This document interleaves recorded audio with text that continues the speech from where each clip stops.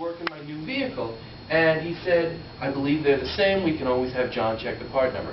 It's funny how your brain punctuates that sentence for you. However, a simple period before the word we would make it more readable for the audience. Sentence fragments are found in groups of words that lack either a subject or a verb. The ringing telephone is not a complete sentence, but the ringing telephone woke the baby is a complete sentence. Dancing all night, incomplete. Jim and Loretta stayed out dancing all night, that's complete. Complete sentences express complete thoughts for the audience. So, again, the example here, the newest policies on the desk, a simple verb like are changes it to a complete sentence. And the test here is, can a stranger understand? If you can walk up to a stranger and simply say, because of increased sales, that person wouldn't understand. But if you said, because of increased sales, we will hire more salespeople, then the stranger would understand it's a complete thought. So if it communicates a complete thought, it is a complete sentence. Vary your sentence openers. Do you remember that movie, The Brady Bunch? Marsha, Marsha, Marsha? Well, he decided, he asked, if we continue to open our sentences with the same part of speech, it becomes monotonous for your audience. What you want to do is keep the spirit of what is being said, but change your sentence opener. So instead of he went, we have after going. Instead of he decided, we have his decision to. Keeps the spirit of what was being said, but it's different for your audience each time they read the sentence. There are certain words that you can start sentences with. In fact, you can start a sentence with because. Some of you may have learned that that was a no-no. But you can, as long as it is correct. Because of increased sales, we will hire more salespeople. You can start a sentence with because. It just has to be in a dependent clause that will be attached to a main clause. Avoid passive voice. Do you know what passive voice is? Passive voice is found when what appears in the subject position isn't performing an action. The memos were distributed by Eddie. The memos aren't doing anything. The mailbox was hit by the car. The mailbox isn't doing anything. In active voice, what we'll find is that the subject is doing something. Eddie distributed. The car hit. That makes this active. And there's another example here. This is ridiculous. No one would say the park was walked in by Loretta, right? But you may hear a sentence like this, the movie was seen by many critics. And really, to make that active, what you would do is change it to many critics saw the movie. Always have the subject doing something, and then you get the nice smiley face over there. Third-person communication means that the right people will be included. So, for instance, if a driver's manual said, if you are at a traffic light, it sounds accusatory, right? But if it says if a driver's at a traffic light, well, then that applies to the right people at the right time. Our old friend Neil Peart of Rush writes in a song called Limelight, one must put up barriers to keep oneself intact. Now, if he had said, you must put up barriers to keep yourself intact, some of you might be sitting there saying, no, I don't. And don't tell me that I do either. So by putting this into a third-person voice, one, those who are sitting here saying, yes, I'm included in that category, are included. And those who feel as though they're not in that category, it's no harm, no foul. Third-person communication is powerful. Most people here, I'm sure, have an employee handbook that is written to a third-person audience. Statements like, employees must, or readers of this book should. So it doesn't say you or I. Remember, you or I would be second-person or first-person communication.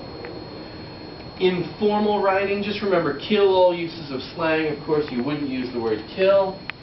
Terms like gonna, wada, gotta, B/C, W/O, hanging out, cops, kids, crooks, tots, any of these terms, not acceptable in formal writing. Remember, don't use contractions. Notice how don't is there. Of course, in formal writing, we avoid contractions. We avoid slang, avoid abbreviations, of course, abbreviated. In formal writing, remember, we avoid generalizations because they may be untrue. And you can take this to the HR world. If you have an employee, can you walk up to that employee and say you're always late? Now, I know some of you are sitting there laughing, saying, well, yes, I can say that. But really, the answer you'll get is, no, do you remember? February 17th? 15 minutes early. So what you've got to do is make sure that your generalizations are accurate. So if you're going to use a statement that is alleged to be true at all times and all places, make sure that it is true. Avoid cliches, of course, and avoid asking yourself questions in your own writing. It's just a way to increase the formality of your message so that people will take it more seriously. Tense shifts are found when people go from past to present or present to past. And many people tell stories in present tense, like what's on the screen here. It's Tuesday, I'm walking to the office. No, today happens to be Thursday, and I'm standing in the training room giving a business writing course. So past events stay in past tense. The double negative, this was when I did a training down in Hot Springs, Arkansas, the Director of Human Resources said, you must do something about the double negative. Double negative is where we find two negatives where one would suffice. It's funny because it actually reads as a positive, and if you know math, you know that two negatives equal a positive. So I can't hardly read it means I cannot not read it, which means I can read it. So a double negative has the opposite effect of what the writer or speaker intends. Parallel structure. We find parallel structure. Many people, I'm sure, have resumes, and you'll notice that the first word in each list should be the same part of speech. Same thing with your resumes. So if in your bulleted list of job descriptions you have biking, photocopying, dancing, and to go to the bank, you'll see that to go to the bank violates parallel structure. You want to make sure that each item in a list begins with the same part of speech. The writing errors we see are those with parallel structure. We see dangling prepositions. It says there that prepositions are not words to end sentences with. Of course, we try to avoid ending sentences with prepositions. Unnecessary words that simply can be edited out of writing.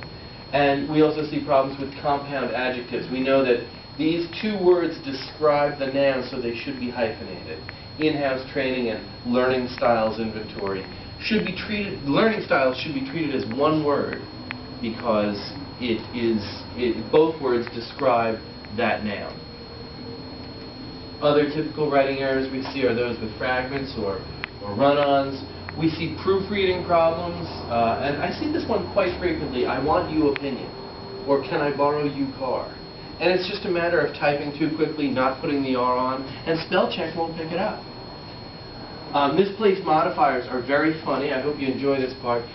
Misplaced modifiers mean that the descriptor is in the wrong place. I've been driving this truck with a broken heart. The poor truck. And really what it should be is I have a broken heart and I'm driving this truck. In this case, the descriptor is in the wrong place. Constantly here, I constantly monitor, is in the wrong place. Constantly, I monitor. You want to keep your subject and verb close together, and it only costs $10. Only is describing cost, but really only should be describing $10. It cost only $10.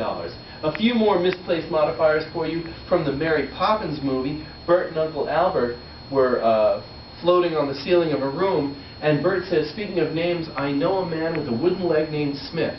Uncle Albert asks the most logical question, well, what's the name of his other leg? Because of the misplaced modifier, it prompted a very funny question. And over here we have, she serves steak to the men on little plates. My question, how do you get men on little plates? Really, the steak is on the little plates. And this was a hotel sign I saw on the roadside. I had to pull over and take a picture. It says, reasonable and clean large pool. Now, I have to ask the question, would you stay at a place that didn't have a reasonable and clean large pool? No, I think what they mean is that the hotel is reasonable and clean, and they have a large pool, because they didn't utilize the space between the two statements. It reads as though the pool is reasonable, clean, and large. So you want to make sure that your descriptors are in the right place so that people will not misinterpret. We'll take a break and we'll go right